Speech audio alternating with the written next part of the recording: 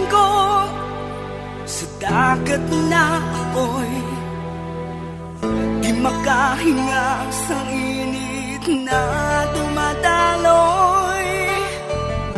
Ialay mo ang bagong pag-asa sa tulad kong nasadlak sa pagkakasala. Provincial Jail, kasaysayan sa mga tinugang ang inakabuhi, naging bahin sang Provincial Jail. Sa diin ang apat kapamusod sang pader, naging lulubngan sang ilang mga handom kag mga kalipay, nga naging saksi man sang ilang mga pag-antos, kag kabudlay kag paghinulsol. Litong-lito sa nakakabingin ingay, di makatawid sa malawak na lakusan. Ialay mo ang bagong pag-asa sa tulad kong nasadlak sa pagkakasala. Provincial Jail, makig-upod kita sa ila pagpanarambiton, kag makigbahin kita sa ila kalipay, kag pag-antos, nga ilaman na agong sa Provincial Jail.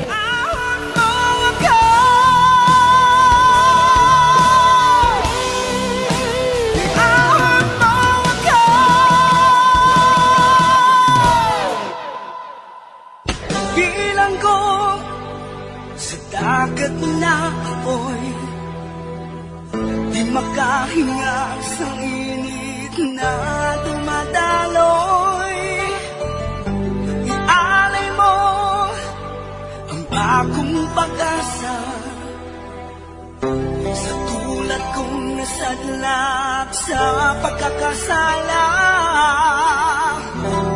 Sa liwat maing adlaw sa inyo tanan mga palangga na mga tagparamati, sa karon nga adlaw padayuno naton ang sulat, nga ginatagan naton sang kabuhi, diri sa ato panatuntunan, Provincial Jail. Ihawak mo ako sa nagkiliyap na apoy, na aking matikman ang tamis ng sandali. Bahin sa nagligad, gingkadtuan ni Police Marshal ang report nga may patay nga nakita sa balay ni Mr. Andro. Kag amo na lang ang kakibot niya nga ginsaylo ang bangkay, kag nalimpyuhan na ang lugar sa diin nakita ang bangkay. Gani ginpatawag ni Police Marshal ang naghimo sini. Diri sini nga bahin padayunon ko ang akong pagsaysay diri sa Provincial Jail. Mo ini si Mrs. Jeffrey. Kaniwang saya. Ano siya? Anorexic? Manubong pako sa niya bayo. Gani kitaon ng niya mga kamot kado sa lipak na lang kagamay. Kadang niya mga mata. Wala sang agis ang pag-ibig. Usik lang inisang tion. Sa hindi madugay, maabot ng imo superior. Kag ama man sinigihapon ang ipamangkot sa akon. Wala ako sa makita nga rason. Agod paantuson ako sang amo sini nga pamaagi. Nga ginsugo mo mga kabulig. Nga isaylo sa iban nga lugar ang bangkay. Nagsiling na ako, nakalaway tulokon sang bangkay nga mabilin lang sa salog. Ang buot ko siringon, basi hindi man murder ang natabo. Mahimo nga nagpalago lang siya sa sulod sang kabinet. Agad pahugon si Richie. Kag siya mismo nakabuno sa iya kaugalingon. Wala ba na niyo ina ang pensaran? Kag anong masilin mo sa pagtinlo sang kwarto ni Richie? Nagsiling lang ako. Nga padayunon lang nilang ilabuluhaton. Nakaibalo ka naman sa mga kabuling. Kulang sa ihibalo.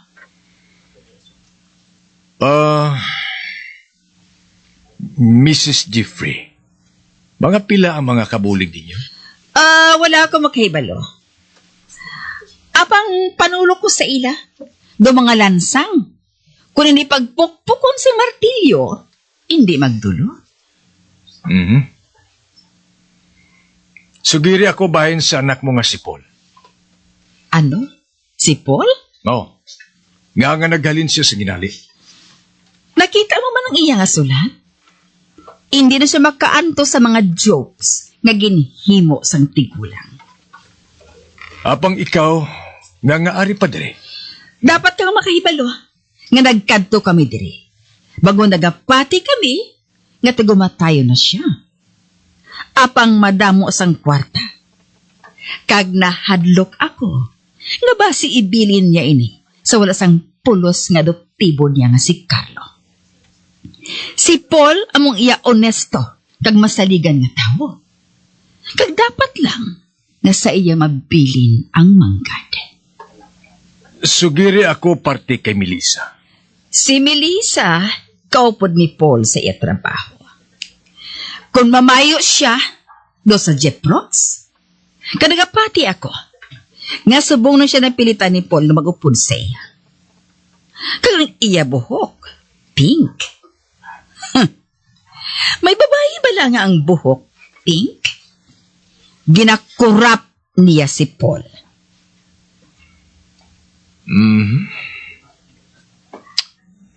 Kag nga kurapon niya si Paul. Hindi amoy nang buot ko silingon. Si Paul, honest nga tao. Kag bangod, amoy nang iya batasan, tagapati man siya. Namoy nang batasan man sang iban. Sa diin ka sang in between las 11 sang gabi at las 12. Nagkato ako sa banyo. Sa wala pa ako nakasulod na sa iya kwarto si Mr. Andrew. Hindi ako makadumdum. Pakadua diri si Miss Gold.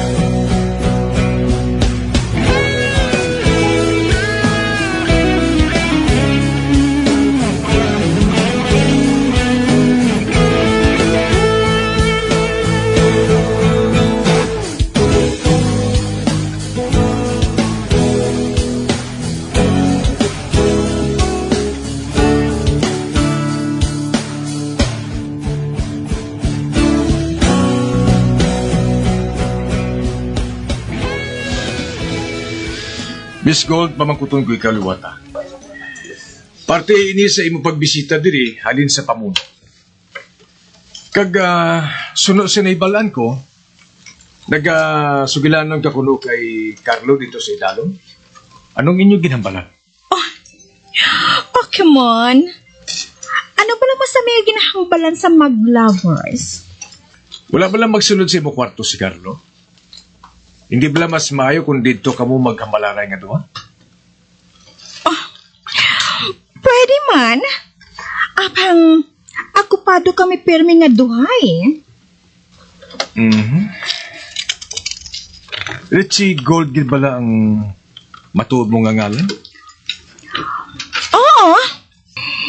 Ginsunod sa akong ginikana ng akong ngalan sa isa sa mga karakter ni Shakespeare. Wala ko sa nadumduman. Nga may karakter si Shakespeare nga Richie Gold siya libro. By the way, di naglisubong ang mga ginikanan mo? Patay na sila sa isa kay airplane crash. Ay, gali. Saan ba sahon ang katapusan nga panagubilin sa tigulang? Wala ko makaibalo. Nga. Nagapati ka ba lang nga mahatagan ka sang palanublion? Hindi. Apang si Carlo nga ianak, nagapaabot nga among manubli sinatunan. Adoptibo lang si Carlo. Kag isa pa nagsiling si Mr. Andrew nga ibilin niyang mangga niya sa ahensya nga nagatipon sa mga kuring. O ano? May pamangkot ka pa? Wala na. Pakatuan na lang din si Angel.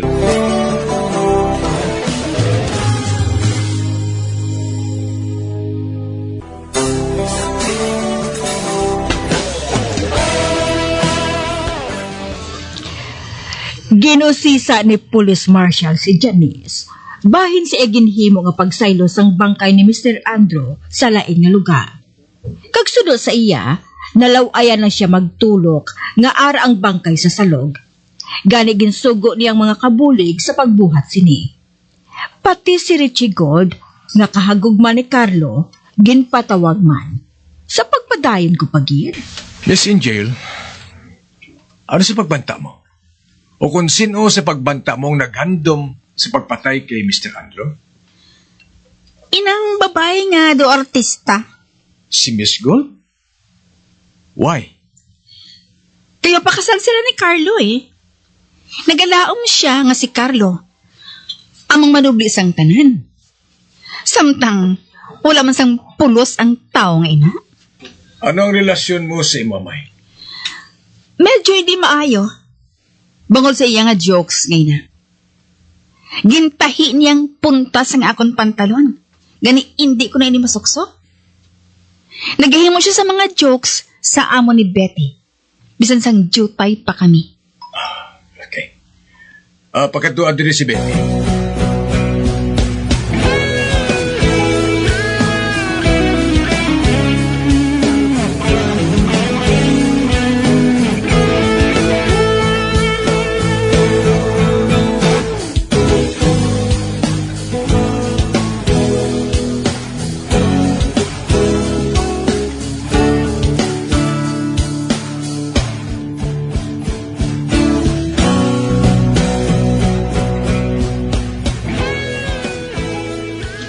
Hindi ako makadumdum kung anong oras. Kag hindi ako makapati nga patay ng akon amay. Kag sa akon estimate, mga 30 anyos ka na. Kag ang pulis nga nagaedad na sang 30 anyos nga wala pa ma-promote, wala nga pulis. Oh, Husto ka lang magpulis sa banwa. Kag amo ina, nga hindi ako magsugilanon sa imo. Mahulat na lang ako nga mag-abot ang imo superior. hulat anay. Hulat anay, ma'am, ha? Sino sa pagbanta mong nagamit sa panapton ni Miss Gold? Si Daddy. Oh, ba? Nakabati ako sang andar sang helikopter? Oh, hara na. Nag-abot na ang akon mga superior.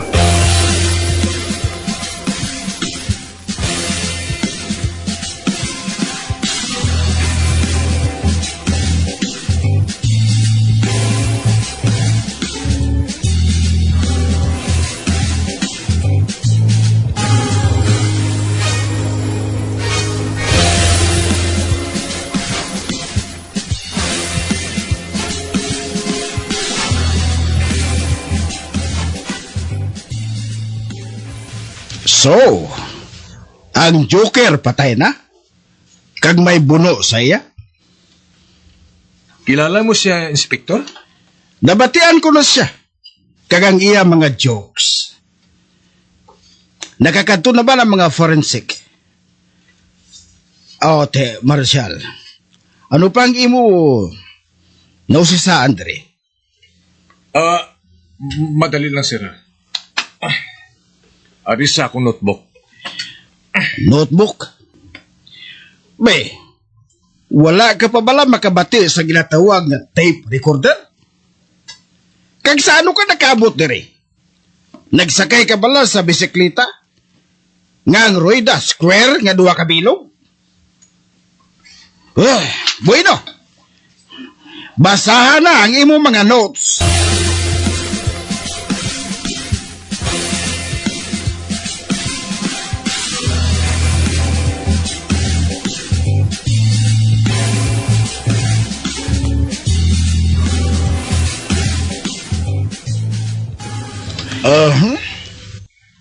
Amoy lang imo nakuha sa imo pag-interview.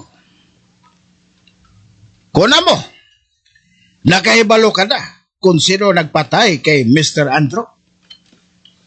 Sino, sir? Inang mga kabulig.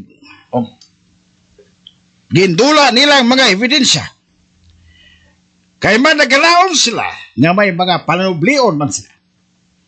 Samson, pagkaduha din mga abogado, nakapiho ako nga duha sa mga sulugon niya na may palanublion halin sa kay Mr. Andrew.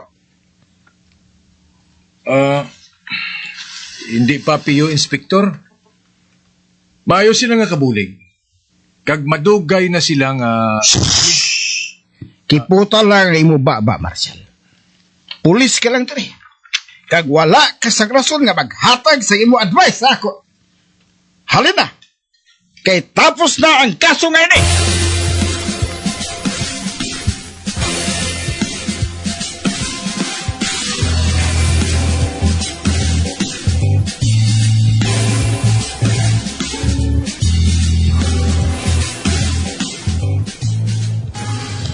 Makahangop ka balasang hinambalan nga English? Sir? Nagahulat lang ko sa tape recorder, Kag kung opisyal ining interview mo, sir, kinanglan ma-record ini sa tape recorder. Hindi ako pagtuloy. Ang buhaton mo, mamati ka lang sakon. Pag gusto lang ako kung ano nga akong buhaton nga pag-interview. Kag hindi ako maluyag nga makabati nga nagareklamo ka.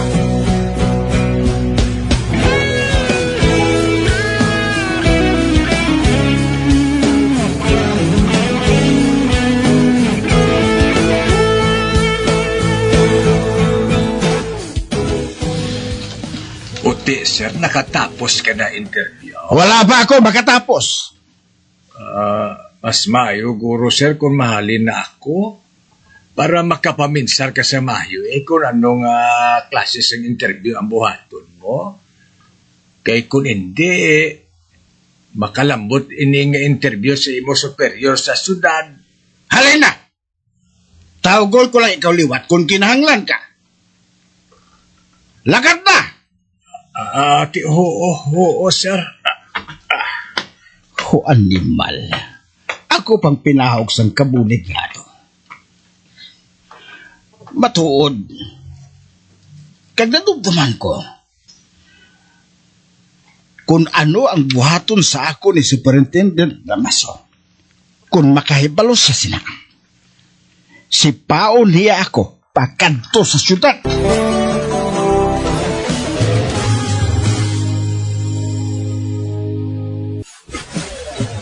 Bilang ko na ako'y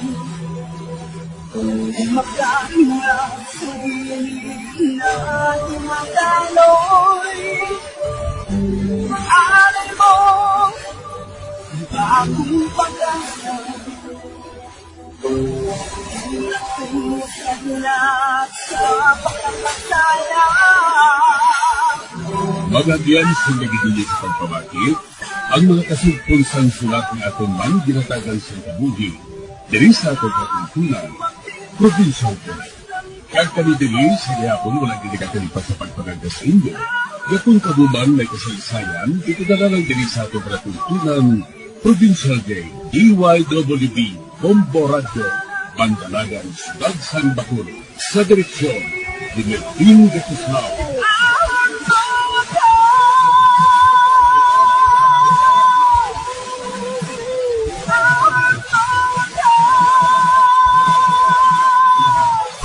Bombo Radio Philippines. Patuloy na #1 sa drama. Pa Radio Bombo!